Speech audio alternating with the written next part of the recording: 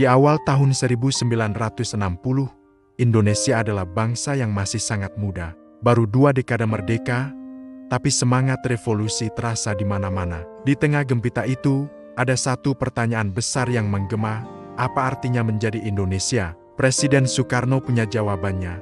Manipol Usdak, sebuah kompas politik yang mengarahkan bangsa ini menuju cita-cita sosialisme Indonesia. Namun, di antara semangat persatuan yang membara, ada satu kelompok yang menghadapi dilema identitas paling dalam, yaitu etnis Tionghoa Indonesia. Disinilah lahir 2 arus besar, 2 gagasan yang sama-sama berjuang untuk satu tujuan, yaitu diterima sebagai bagian utuh dari Indonesia, namun dengan cara yang sangat berbeda. Mereka adalah Baperki dan LPKB. Mari kita telusuri kisah mereka, sebuah babak penting dalam sejarah yang membentuk Indonesia seperti yang kita kenal hari ini. Baperki, atau Badan Permusyawaratan Kewarganegaraan Indonesia, memilih jalan yang selaras dengan politik Soekarno. Mereka mendukung penuh Manipol Usdak dan konsep Nasakom nasionalis, agama, dan komunis. Dengan sikap ini, Baperki menempatkan diri mereka dalam barisan kekuatan revolusi bersama partai-partai besar seperti PKI dan PNI. Tujuan mereka jelas, memperjuangkan sebuah masyarakat sosialis di mana tidak ada lagi diskriminasi berdasarkan ras. Baperki menjadi garda terdepan dalam melawan rasisme. Puncaknya adalah setelah peristiwa rasialis 10 Mei tahun 1963 di Bandung, yang kemudian menyebar ke kota-kota lain di Jawa Barat. Baperki dengan lantang menyuarakan perlawanan.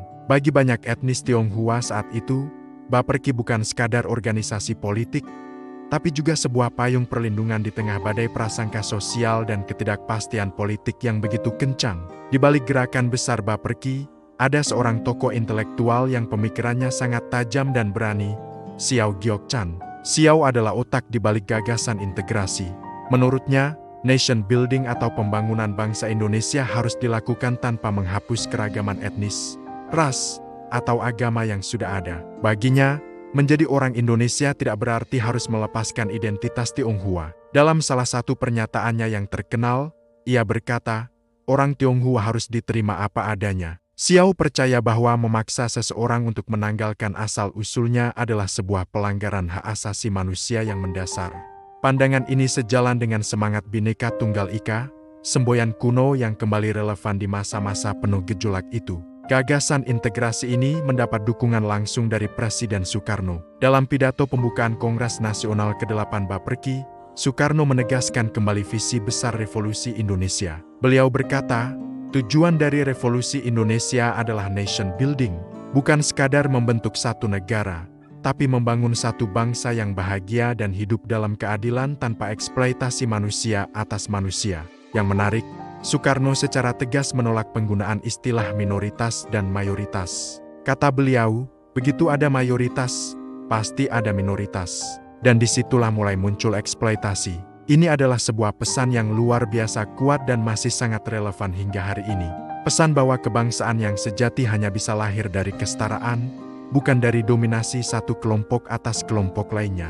Visi Soekarno ini memberikan angin segar bagi perjuangan Baperki dan gagasan integrasi mereka. Namun, tidak semua orang setuju dengan jalan integrasi yang ditawarkan Baperki. Sekelompok tokoh peranakan Tionghoa lainnya merasa bahwa gagasan itu terlalu idealis dan tidak praktis.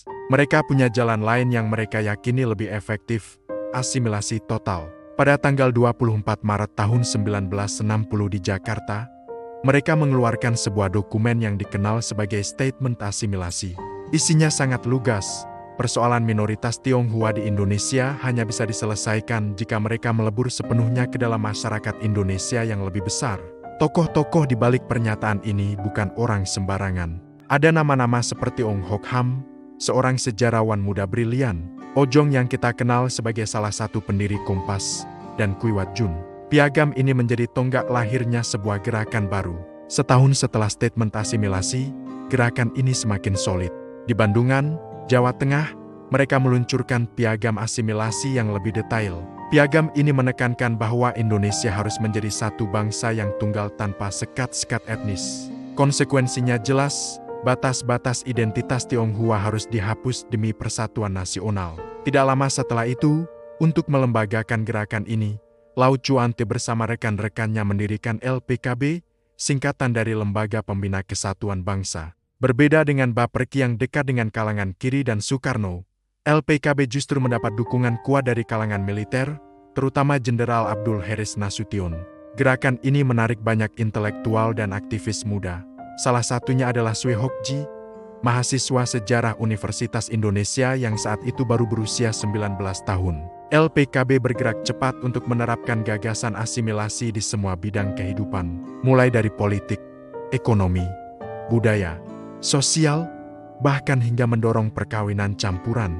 Mereka percaya, hanya dengan cara inilah etnis Tionghoa bisa benar-benar diterima tanpa curiga. Dukungan untuk LPKB tidak hanya datang dari militer, tapi juga dari tokoh-tokoh nasionalis terkemuka seperti Radius Prawiro, yang nantinya menjadi menteri di era Orde Baru, Frans Seda, dan Heri Chan Silalahi.